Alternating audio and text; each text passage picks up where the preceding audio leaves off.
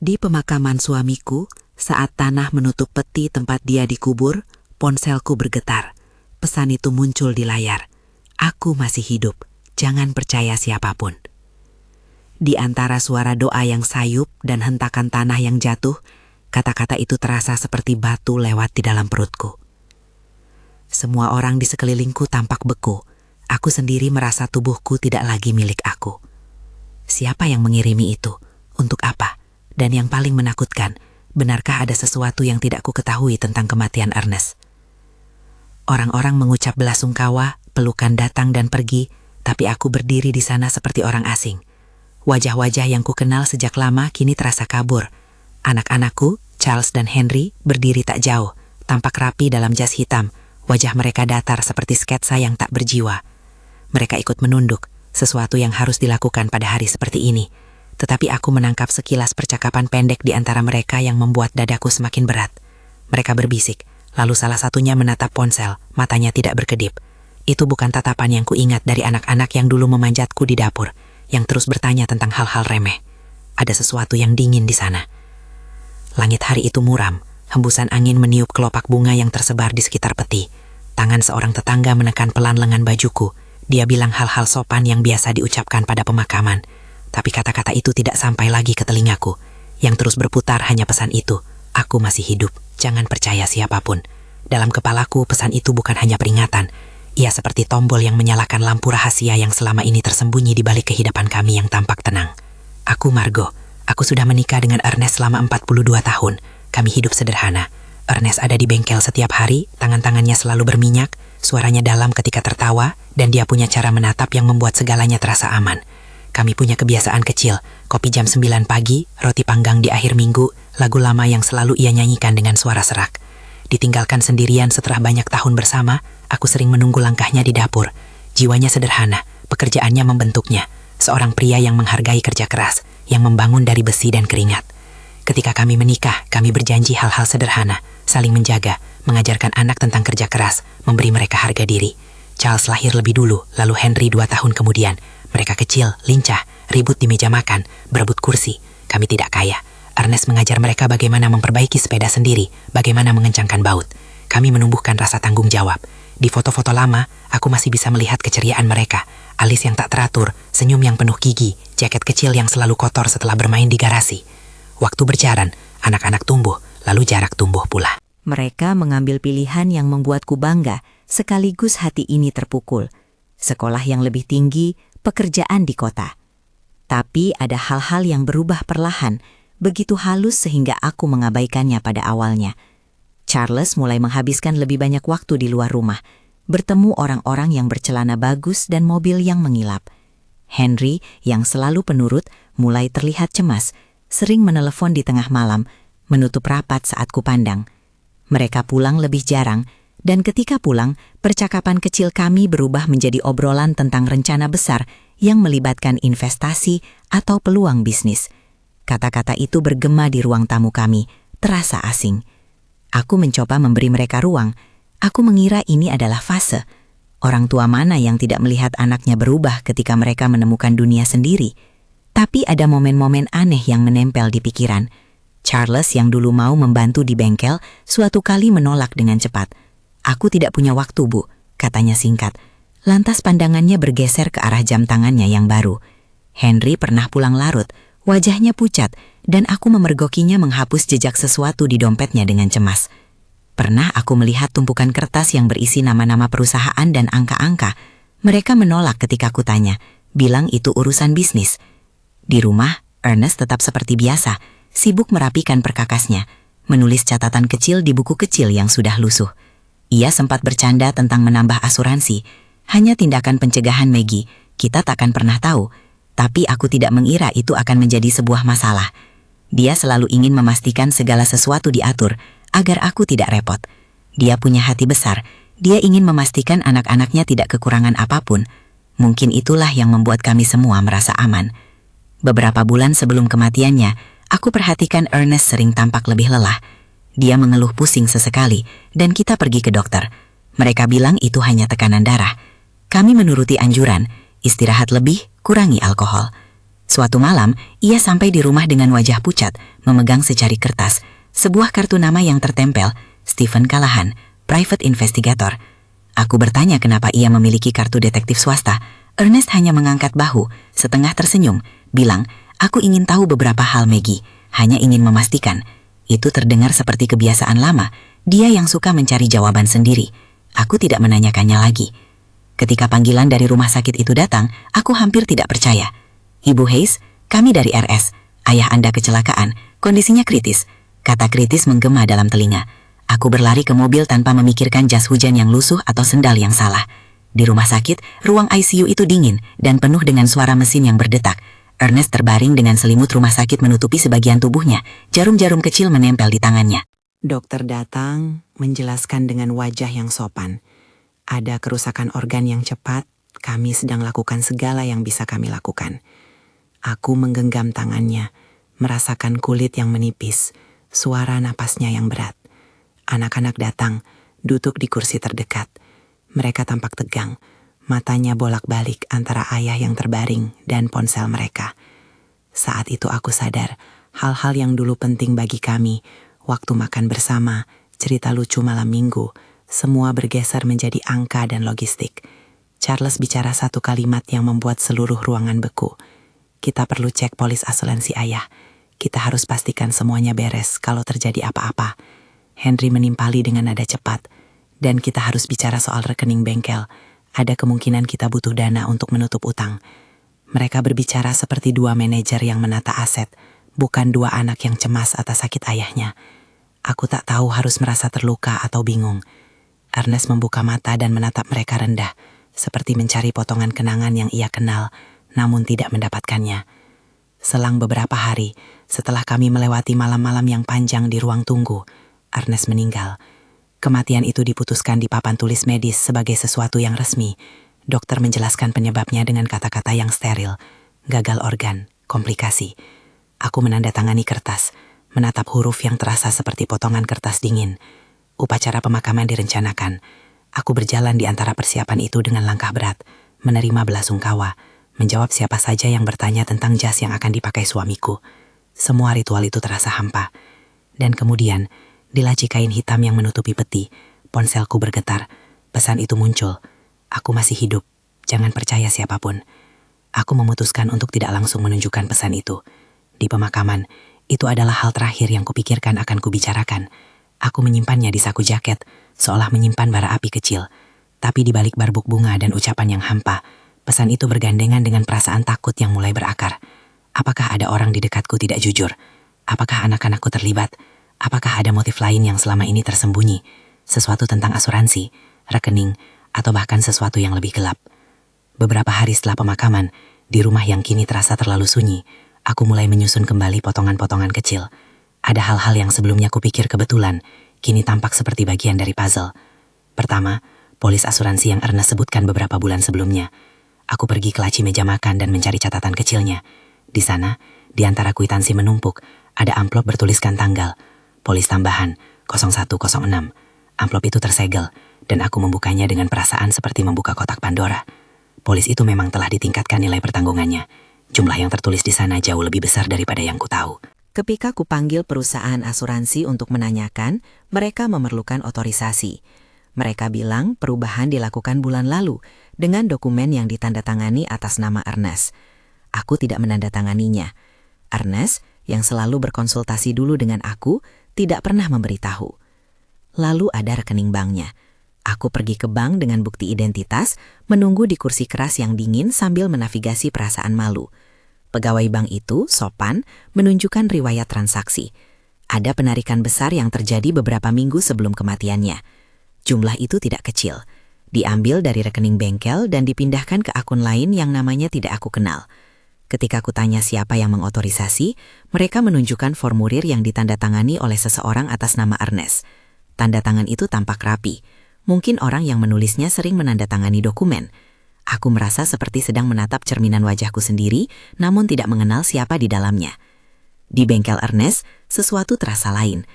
Tempat yang biasa kusaksikan penuh dengan bau oli dan suara alat itu kini tampak terlalu rapi. Meja kerja yang selalu berantakan, dengan baut dan kunci pas yang tersebar, tiba-tiba bersih, hampir disapu sampai ke setiap sudut. Mesin yang biasanya menunggu perbaikan dibungkus dan tertutup kain baru. Aku menemukan satu laci yang terkunci. Terkadang Ernest lupa menaruh kuncinya. Di dalam laci kecil di sudut, aku menemukan sesuatu yang membuat darahku mengalir seperti es. Nota pembelian bahan kimia, metanol, tercantum tanggal dan nama toko. Di nota itu ada keterangan pembelian yang menyeretku ke satu bayangan gelap. Metanol bukanlah cairan yang digunakan Ernest di bengkel untuk pekerjaan biasa. Metanol adalah racun berbahaya, sesuatu yang dapat menyebabkan kebutakan dan kerusakan organ jika dikonsumsi. Aku menaruh nota itu perlahan di atas meja, seperti menahan sesuatu yang bisa pecah. Ada lagi cerita yang membuat hatiku berat. Seorang tetangga, Doris, datang untuk menghibur. Dia sebutkan bahwa beberapa minggu lalu dia melihat Charles di dekat bengkel pada malam hari, membawa kantong yang tampak berat. Dia bilang akan ambil sesuatu yang ayahnya lupa, kata Doris. Aku mengingat pernyataan itu, lalu membayangkan bayangan di luar bengkel, lampu yang dimatikan lebih awal dari biasanya. Semua hal kecil ini berkumpul seperti butiran pasir yang akhirnya membentuk gurun bukti. Pada titik ini aku ragu. Aku ragu pada anakku sendiri. Aku ragu pada apa yang kupikir ku ketahui tentang keluarga kami. Dan aku merasakan satu dorongan yang aneh dan kuat. Aku tidak bisa membiarkan semua ini berlalu begitu saja. Jika ada yang tidak beres, jika ada pengkhianatan di tengah rumah tangga kami, aku harus tahu kebenarannya. Karena kebenaran, seburuk apapun bentuknya, lebih baik daripada hidup dalam ilusi. Kemudian, ada hal yang membuat segalanya mulai bergerak cepat. Di laci meja Ernest, aku menemukan sebuah amplop lagi. Besar, kertasnya agak sobek. Di dalamnya sebuah kartu nama. Stephen Callahan, Private Investigator. Tidak ada catatan lain kecuali sepucuk surat pendek dalam tulisan Ernest yang aku kenal. Jika ada sesuatu terjadi, hubungi Steve. Dia tahu. Teks itu begitu singkat, namun menimbulkan ribuan pertanyaan. Mengapa Ernest merasa perlu menyewa detektif? Apa yang dia curigai? Aku menelepon nomor itu dengan tangan yang gemetar. Suara di seberang cukup tenang, sedikit berat dari kebiasaan pria yang sudah lama melakukan pekerjaan kasar. Dia memperkenalkan dirinya sebagai Stephen Callahan dan mengatakan bahwa ia telah bekerja pada beberapa kasus kecil di kota kami. Aku bilang padanya tentang pesan yang diterima di pemakaman. Aku belum keberatan memberitahu semua detail. Aku mendengar jeda di ujung sana, seolah ia menimbang apakah akan membuka sesuatu yang lebih besar. Saya punya beberapa hal yang mungkin ingin Anda dengar, katanya akhirnya. Tapi lebih baik kita bertemu. Pertemuan kami sederhana. Stephen duduk di ruang tamuku, membawa tas kulit yang sudah usang. Dia menaruh beberapa foto dan pita rekaman kecil di atas meja. Matanya menunjukkan empati, tapi juga profesionalisme yang tidak boleh diabaikan. Ia mengatakan bahwa Ernest datang padanya beberapa minggu sebelum sakit, berbicara tentang perasaan tidak tenang terkait keluarga dan dominasi uang dalam hubungan anak-anak. Dia bilang ada sesuatu yang dia curigai, ujar Stephen, tapi dia tidak ingin menuduh tanpa bukti. Stephen memainkan satu potong rekaman terlebih dahulu, suara yang teredam, seperti direkam dari ponsel. Beberapa orang berbicara dalam nada biasa, bukan bisik-bisik. Suara itu ku kenal ketika ia memutarnya. Itu suara Charles, agak keras, bercampur suara Henry. Mereka berbicara tentang mengurus ayah. Di antara kata-kata yang samar, satu kalimat terdengar jelas, seperti bel yang memecah angin. Begitu kita dapat uang asuransinya, semuanya akan beres. Rekaman itu menghantamku. Suara yang ku tahu sejak kecil itu, kini berbicara tentang ayah kami seolah ia adalah sebuah aset. Aku merasakan tubuhku merosot ke kursi, dan dunia di sekitarku berkabut. Stephen menaruh foto di depanku, gambar seorang pria di sudut toko alat, memegang botol berlabel yang tampak seperti metanol. Gambar itu diambil pada tanggal yang sama dengan nota pembelian yang kubuka di bengkel. Di foto tersebut, lelaki itu mirip dengan Charles. Mata Stephen bertemu mataku, menunggu reaksiku. Suaraku lama menghilang.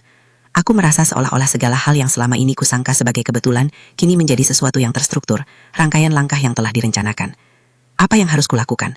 Aku bertanya, suaraku serah. Bukan karena aku takut akan tindakan hukum, itu bukan keahlianku, melainkan karena pertanyaan ini memunculkan kegalauan yang lebih dalam. Bagaimana kini aku harus melihat anak-anakku yang bekerja dengan tangan sendiri, yang pernah tidur di halaman depan saat hujan turun. Mereka yang aku gendong ketika demam, sekarang mungkin menjadi penyusun rencana yang membawa kematian pada suamiku. Stephen meletakkan tangannya di atas tumpukan foto, menutupnya pelan. Kita harus mengumpulkan bukti lebih banyak, katanya. Rekaman ini membuatku khawatir, dan nota pembelian itu bukan kebetulan. Tapi kita harus hati-hati. Bukti harus ditata rapi, karena ini bukan sekedar tuduhan keluarga yang berantakan. Ini soal nyawa yang hilang. Aku menatap foto itu lagi. Di atas meja, amplop kecil yang berisi kartu nama Ernest seolah memberi jawaban. Ia telah mencoba mencari kebenaran sendirian, lalu entah bagaimana berhenti di tengah jalan. Sekarang dengan pesan di pemakaman yang masih bergema di kepalaku, aku masih hidup, jangan percaya siapapun, aku merasakan urgensi untuk melanjutkan langkah yang Ernest telah mulai. Ketegangan di dadaku berubah menjadi sesuatu yang lebih keras, tekad. Namun, langkah selanjutnya terasa seperti melompat ke jurang. Membawa anak-anak ke hadapan hukum bukanlah perkara kecil. Ini akan merusak keluarga, membuka luka lama, membawa nama kami ke pengadilan umum. Aku menatap foto Charles lagi, wajah yang berubah. Sekelebat ia tersenyum di belakang bingkai, tampak gembira di hari pernikahannya, dan berpikir bahwa mungkin ada dua kebenaran yang hidup berdampingan. Kebenaran yang kukenal selama bertahun-tahun, dan kebenaran yang perlahan terkuak melalui nota, foto, dan rekaman. Aku meminta waktu pada Stephen. Aku perlu mencerna, menata, lalu bertanya pada diriku sendiri apakah aku punya keberanian untuk mengubah kehidupan kami. Ketika aku pulang malam itu, rumah terasa seperti labirin yang dipenuhi bayang-bayang. Foto-foto pernikahan di rak tampak menatapku dengan keheranan. Di dapur, cangkir Ernesto masih di tempatnya. Bekas kopi mengering di dasar. Semua bekas yang tampak biasa kini mengandung petunjuk yang menuntunku ke sesuatu yang asing. Pada hari-hari berikutnya, aku mulai menyusun daftar hal-hal yang harus diperiksa. Catatan asuransi, riwayat transaksi bank, siapa yang menandatangani dokumen, dan tentu saja apa yang terjadi di bengkel. Setiap langkah kecil membuatku merasa seperti menimbang dua dunia. Satu adalah rumah yang membesarkan anak-anak dengan cinta sederhana. Satu lagi adalah dunia yang dipenuhi oleh dokumen, akun, dan kemungkinan perencanaan yang kejam. Antara keduanya, aku berjalan seperti orang yang menyeberangi jembatan tipis. Suatu malam, ketika aku sedang menata laci dapur, ponselku bergetar lagi. Nama yang muncul di layar membuat darahku berdesir. Nomor tak dikenal. Aku berpikir untuk mengabaikannya, tetapi sesuatu membuatku menekan tombol jawab. Di ujung sana, suara perempuan, datar dan cepat. Jangan pergi ke pihak yang salah. Ada banyak orang yang tak ingin kebenaran keluar. Lalu panggilan terputus. Pesan lain? Sambungan lain? Siapa yang mencoba memperingatkanku? Atau siapa yang mencoba menakut-nakutiku?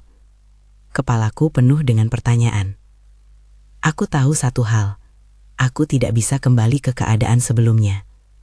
Pesan di pemakaman itu telah menjadi benang merah yang menghubungkan semua kejanggalan.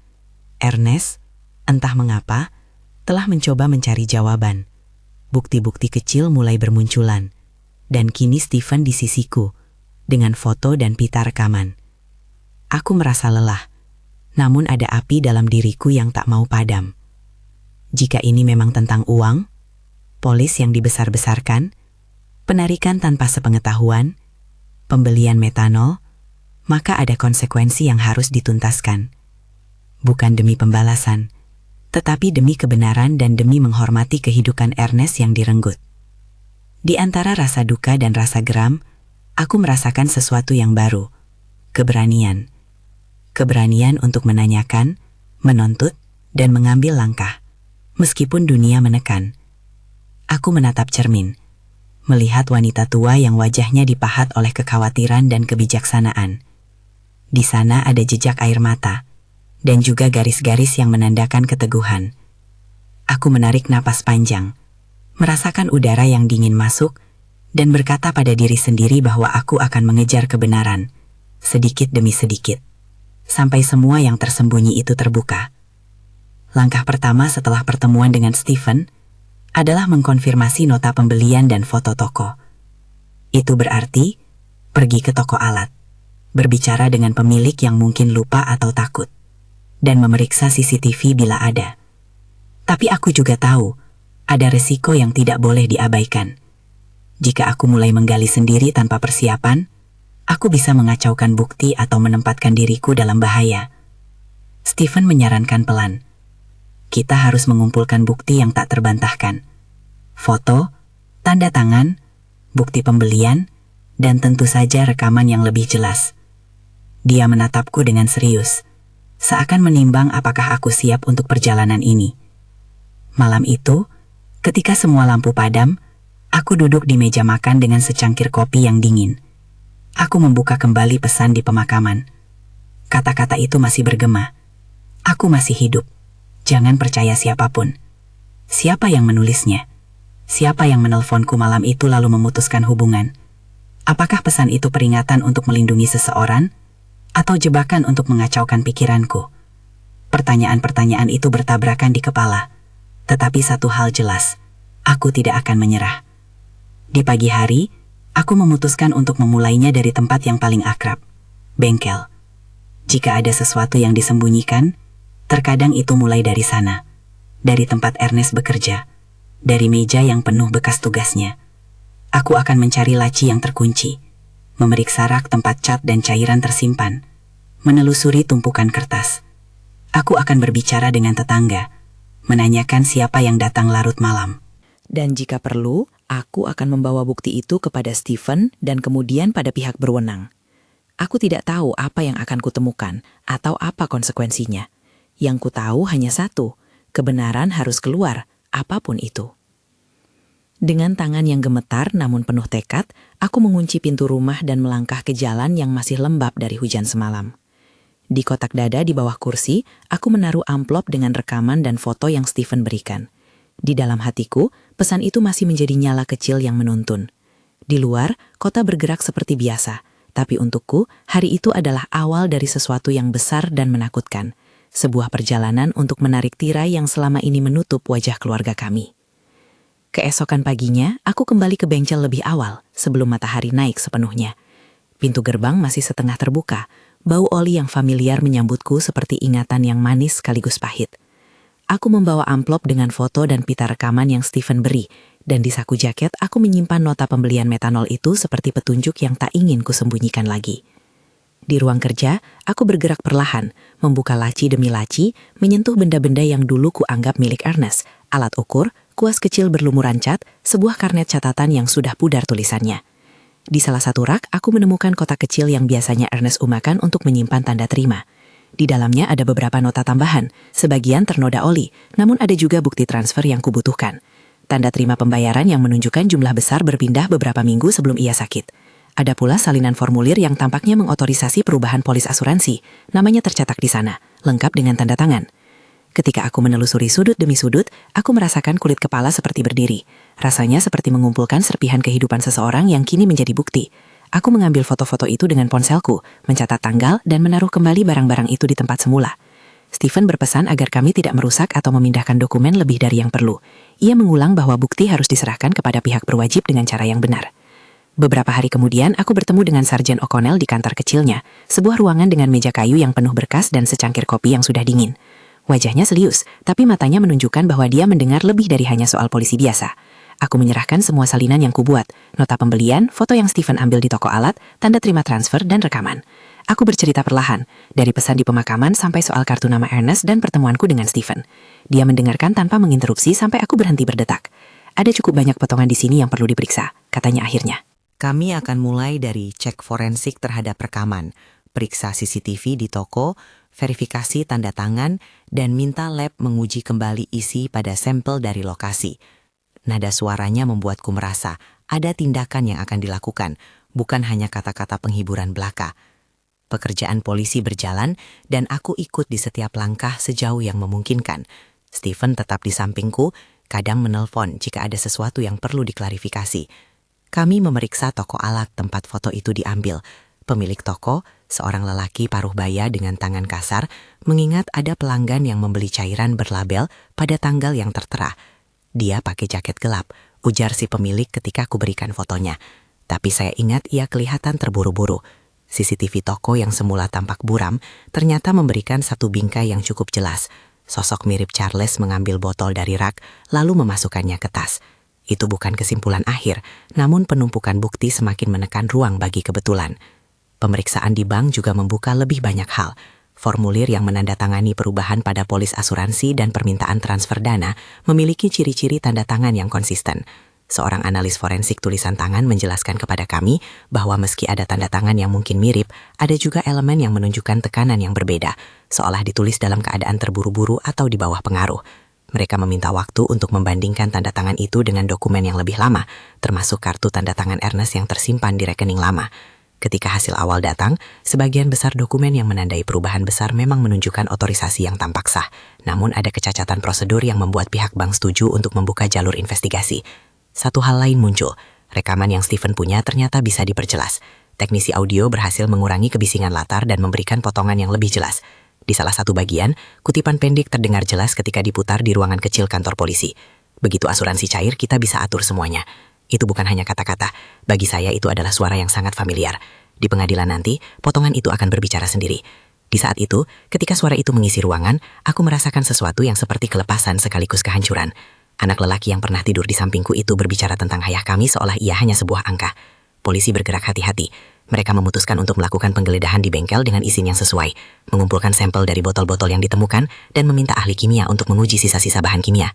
Hasil awal laboratorium menunjukkan adanya metanol pada sejumlah wadah yang disimpan di bagian belakang bengkel, bahan yang bila masuk ke tubuh dapat menyebabkan kerusakan serius dan kematian. Pihak forensik juga menemukan pola yang tidak wajar pada sisa-sisa minuman yang dikumpulkan dari dapur di rumah. Jejak metanol yang tidak seharusnya ada di sana. Mereka menyimpannya sebagai bukti. Semua temuan itu diserahkan kepada unit yang menangani kasus-kasus serius. Sementara itu, rumor di lingkungan mulai bergulir. Tetangga yang dulu tak ingin ikut dalam gosip, kini menatap kami dengan campuran belas kasihan dan ketakutan. Aku yang biasanya menyingkir dari pemberitaan, menemukan diriku menjadi topik obrolan. Ada yang menyudut, ada yang menghibur. Adik perempuan Ernest datang, memegang tanganku erat saat kami bertemu di ruang tamu. Kita harus percaya proses, katanya sederhana. Kata-kata itu terasa mudah diucapkan, namun panjang perjalanan untuk diikuti. Ketika penyelidikan semakin mengarah pada anak-anakku, aku mengalami konflik batin yang dalam. Ada hari-hari di mana aku ingin menutup mata dan mengembalikan semuanya ke masa lalu, ke saat mereka kecil, saat tawa mereka memenuhi rumah. Namun kebenaran menuntut korban lain. Menutup mata akan menjadi pengkhianatan terhadap memori Ernest. Di malam-malam itu aku duduk sendiri, melihat kembali banyak foto, mencari jejak apapun yang dapat menjelaskan kenapa mereka memilih jalan itu. Saat polisi mulai memanggil Charles dan Henry untuk dimintai keterangan, mereka tampak tenang, lebih tenang daripada yang seharusnya. Charles bersikap sopan di depan petugas, bicara seakan ia menjelaskan hal-hal administratif. Henry tampak berpingging, wajahnya pucat, mata sembab seperti orang yang belum tidur. Pada titik ini mereka masih berstatus saksi. Namun bukti yang terkumpul membuat penyidik percaya ada cukup alasan untuk memperluas pemeriksaan. Suatu sore, ketika aku sedang membantu Stephen menata salinan berkas di meja makan, ponselku bergetar lagi. Sebuah pesan pendek muncul. Jangan terlalu percaya pada yang aku katakan. Tidak ada nama, hanya peringatan yang membingungkan. Aku merasa seperti sedang ditarik oleh banyak tali. Satu tali kebenaran, satu tali cinta, satu tali rasa takut. Namun aku tidak mundur. Ketika polisi akhirnya melakukan penangkapan, itu bukanlah adegan dramatis seperti di film yang pernah kulihat. Mereka datang pagi-pagi. Ketukan pintu yang tegas, petugas memegang surat perintah. Charles dan Henry dihadapkan kepada mereka di ruang keluarga yang dulu penuh tawa. Ada saat di mana Charles menatapku, dan aku melihat kebingungan yang samar. Tapi matanya segera membatu. Henry menangis, suaranya pecah. Ia memohon bahwa ia tak pernah berniat menyakiti. Mereka diborgol dan dibawa pergi. Dalam hati aku merasakan kelegaan aneh, bahwa ada jalur hukum yang bergerak. Disebutnya keadilan bukanlah obat untuk luka, namun ia memberi struktur pada kebingungan yang ada. Di persidangan yang berlangsung beberapa bulan kemudian, bukti-bukti kami disusun dengan teliti. Rekaman yang Stephen temukan diputar di ruang sidang. Potongan pendek yang kuingat menghantui hari-hariku. Seorang saksi ahli menjelaskan tentang metanol, bagaimana ia bisa masuk ke dalam tubuh dan menyebabkan kerusakan. Mereka memperlihatkan bukti lab dari proses ekshumasi. Sampel yang diambil dari tubuh Ernest menunjukkan adanya metanol dalam jaringan tubuh, bukti yang tidak dapat diabaikan. Surat-surat dari bank, fotokopi perubahan polis, dan catatan pembelian semuanya disusun seperti puzzle yang tak bisa lagi ditafsirkan sebagai kebetulan. Salah satu adegan paling menyakitkan adalah ketika jaksa memutar potongan rekaman di mana suara-suara itu merencanakan apa yang mereka sebut sebagai cara mengamankan uang. Aku duduk di kursi saksi sendiri beberapa kali, mata kataku menatap putra-putraku yang kini berdiri sebagai terdakwa. Aku mencoba tidak menangis saat mengingat mereka kecil. Tangan mungil yang dulu berpegangan saat melintasi jalan, kini terbalut tali-tali konsekuensi yang tak mudah dilunakkan. Perawatan medis terhadap Ernest, dokumen rumah sakit yang awalnya menyebut penyebab kematian sebagai komplikasi, ditelaah ulang. Ada bukti bahwa beberapa catatan medis telah diubah. Dokter yang menangani kasus awal, Dr. Peterson, dipanggil untuk memberi penjelasan. Dalam persidangan terungkap bahwa beberapa laporan medis telah dimanipulasi untuk menyamarkan jejak racun. Klaim-klaim itu menciptakan bayang-bayang besar bahwa ada upaya terkoordinasi untuk menutupi penyebab sebenarnya. Dr. Peterson yang pada awalnya memberikan keterangan yang tampak melegitimasi kematian sebagai sebab alami, akhirnya mengatakan bahwa ia tidak mengerti bagaimana beberapa kata atau tanda tangan itu bisa berbeda. Namun ahli forensik memberi penilaian yang kuat, perubahan pada catatan dan sertifikat kematian bukanlah kebetulan. Aku ingat ketika jaksa mengajukan bukti-bukti itu satu persatu, seolah memberitahu ruangan tentang betapa cermatnya sebuah rencana. Foto-foto pembelian, transfer bank, rekaman yang dicuplik, serta laporan lab, semua membentuk kisah yang mengarah pada satu kesimpulan. Kematian Ernest bukan kebetulan. Ia diakibatkan oleh zat asing yang disengaja dimasukkan ke dalam sistemnya. Pengacara pembela mencoba menangkis, mengatakan bukti tidak cukup konklusif atau bahwa ada kemungkinan pihak lain yang terlibat. Namun penumpukan fakta membuat ruang kebohongan semakin sempit. Di sisi lain, pemandangan personal bagi keluarga kami semakin runyam. Charles, setelah beberapa hari di tahanan, menulis surat permintaan maaf yang kemudian dibacakan di pengadilan. Sebuah surat yang serba salah, setengah malu, setengah penyesalan. Henry, yang sejak awal tampak rapuh, mengalami serangkaian episode kejiwaan. Ia dirujuk ke perawatan dan beberapa kali diamankan untuk evaluasi kesehatan mental. Ada hari di mana aku berharap sistem itu akan memulihkan mereka, namun kebenaran tak mudah disatukan kembali menjadi pelukan keluarga yang dulu utuh. Ketika vonis akhirnya dijatuhkan, ruang sidang penuh dengan keheningan yang tebal. Mereka dinyatakan bersalah atas perencanaan dan pelaksanaan tindakan yang menyebabkan kematian Ernest. Pengadilan memberikan hukuman yang berat, sesuai dengan beratnya kejahatan. Imbangannya ada pada fakta bahwa tindakan itu dilakukan oleh anak kandung terhadap ayah mereka sendiri. Saat hakim mengumumkan keputusan itu, aku merasakan gelombang emosi yang aneh. Lega bahwa sebuah titik akhir hukum akhirnya ada, namun hampa yang tidak tertutupi. Bagaimana bisa kata dihukum menyembuhkan kehilangan yang begitu pribadi? Hidup setelah pengadilan tidak menjadi polos kembali. Charles, tak lama setelah vonis, mengakhiri hidupnya. Berita itu datang seperti topan, cepat, tak terduga dan penuh luka. Aku berdiri di depan peti yang dulu menampung suamiku, namun kali ini perasaan yang muncul jauh berbeda. Kehilangan yang rumit, rasa bersalah yang tak bisa dirumuskan, dan pertanyaan-pertanyaan yang tak kunjung padam. Henry yang ditahan kemudian mengalami keruntuhan mental yang membawa pada rawat inap panjang. Banyak yang berbisik bahwa tekanan peradilan dan kesadaran atas perbuatannya menghancurkannya dalam cara yang tak ada jalan kembali. Di sini, hukum menuntut pertanggungjawaban, namun konsekuensinya bukan hanya bagi pelaku. Ia merobek jaringan keluarga yang tersisa. Aku tidak menceritakan semua peristiwa ini untuk mencari belas kasih semata. Aku menceritakan agar orang tahu bagaimana kebenaran dapat terkuak perlahan, dengan bukti, dengan kerja keras, dan dengan keberanian seorang yang kadang terlihat lemah di mata orang. Seorang janda tua yang menolak menerima kebohongan. Setelah pengadilan, hidupku memasuki fase pemulihan yang lambat. Aku berhenti bekerja di bengkel. Tidak mungkin kupertahankan tempat itu sebagai ruang kenangan yang penuh luka. Namun aku juga tak ingin mengosongkannya begitu saja. Dengan bantuan beberapa teman dan tetangga, aku memutuskan mengubah bengkel menjadi sesuatu yang baru. Sebuah taman kecil dan ruang peringatan untuk Ernest. Di lantai di mana dulu tumpukan spare part dan oli tertumpuk, kini tumbuh beberapa pot dengan tanaman hijau. Ada bangku di sudut dan sebuah papan kecil dengan foto Ernest, tertulis nama dan tahun hidupnya. Bukan simbol berlebihan, hanya sebuah cara untuk menjaga kenangan dengan cara yang membawa keteduhan, bukan rasa sakit.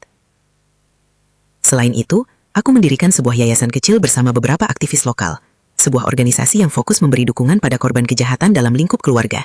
Kami menamainya sederhana, untuk menghormati orang-orang yang pernah mengalami hal serupa. Dalam pertemuan pertama kami di ruang kecil yang disewa, para relawan datang dengan cerita mereka sendiri.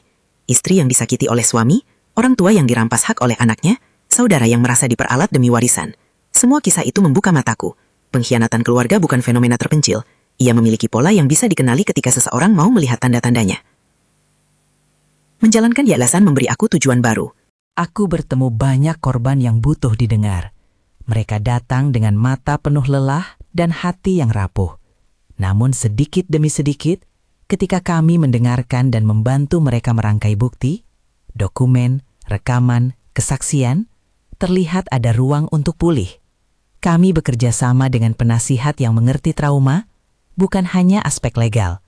Karena aku percaya bahwa proses hukum hanya satu bagian dari jalan penyembuhan. Di hari-hari yang lebih tenang, aku sering kembali ke kuburan Ernest. Kuburnya kini lengkap dengan batu nisan kecil, dan di atasnya aku menaruh bunga yang tumbuh di taman bengkel itu. Kadang aku duduk di sana, memandang batu nisan, dan berbicara pelan-pelan, seperti kepada seseorang yang bisa mendengar. Aku menceritakan hal-hal sederhana, bagaimana matahari tadi pagi begitu hangat, atau bagaimana bunga mawar mulai mekar lagi setelah musim dingin. Membicarakan hal-hal remeh ini membuatku merasa tetap dekat. Pesan yang muncul di pemakaman dulu, aku masih hidup, jangan percaya siapapun, kini terdengar seperti gema yang memaksa aku untuk tetap waspada. Di saat yang sama, ia juga menjadi pengingat bahwa kebenaran punya harga, dan kebenaran itulah yang memungkinkan aku membangun sesuatu kembali. Banyak orang bertanya, kenapa seorang perempuan tua seperti aku mau memperjuangkan kasus ini sampai ke pengadilan? Ada yang berkata aku terlalu gigih, ada yang memuji. Jawabanku sederhana, aku tidak bisa hidup berdampingan dengan kecurangan yang merampas nyawa orang yang kucintai. Ernest bukan hanya suami, ia adalah seseorang yang diajariku arti kerja keras, kasih sayang, dan cara mencintai tanpa syarat. Mengabaikan bukti demi menjaga citra keluarga bukanlah pilihan. Kalau bukan aku yang bicara untuk dia, siapa lagi? Ketika musim berganti, taman di bengkel semakin rimbun. Aku menanam bunga yang dulu Ernest suka, aster kecil berwarna ungu, dan beberapa pohon kecil yang memberi bunga di musim semi. Ada sarang burung yang mengingatkanku bahwa hidup terus berjalan. Anak-anak kecil dari lingkungan sering datang untuk bermain, dan aku melihat mereka menatap bunga dengan kagum. Itu adalah bentuk perbaikan yang sederhana. Dari tempat yang penuh kenangan pahit, tumbuh kehidupan baru. Aku juga menghabiskan waktu menulis surat, catatan untuk yayasan, dan kadang-kadang untuk diriku sendiri. Menulis membantu aku merangkai kejadian-kejadian yang rapuh menjadi narasi yang bisa kuterima. Beberapa kali aku duduk menulis pesan singkat kepada putraku yang kini pergi. Itu bukan surat yang akan kuberikan atau dibaca siapapun. Hanya cara untuk menyampaikan pikiran yang tak mungkin kukatakan secara langsung. Dalam banyak pertemuan dengan keluarga yang tersisa, aku mencoba menjaga keseimbangan antara penghakiman dan pengertian. Ada kalanya aku marah, ada kalanya aku rindu. Perasaan itu paralel, berjalan berdampingan. Aku tidak bermaksud mengampuni semata-mata karena itu mudah. Aku belajar bahwa pengampunan bukanlah tentang melupakan, melainkan tentang melepaskan beban agar hidup bisa dilanjutkan. Namun melepaskan bukan berarti melupakan. Aku tetap berdiri untuk keadilan agar kejadian seperti ini tak terulang. Untuk publik, aku memberikan beberapa wawancara singkat tentang pengalaman itu, tentang bagaimana tanda-tanda kecil yang tampak remeh bisa jadi bagian dari rencana yang lebih besar. Aku menekankan pada pentingnya menjaga dokumen keuangan, memiliki salinan polis asuransi, dan membuka channel komunikasi dalam keluarga. Namun aku selalu berhati-hati. Aku tidak ingin ceramah berlebihan atau memberikan resep hukum yang seharusnya ditangani profesional. Pesanku sederhana, dengarkan intuisi Anda, dan jika ada sesuatu yang terasa janggal tentang urusan keluarga yang menyangkut uang dan kesehatan, mintalah bukti atau bantuan pihak netral.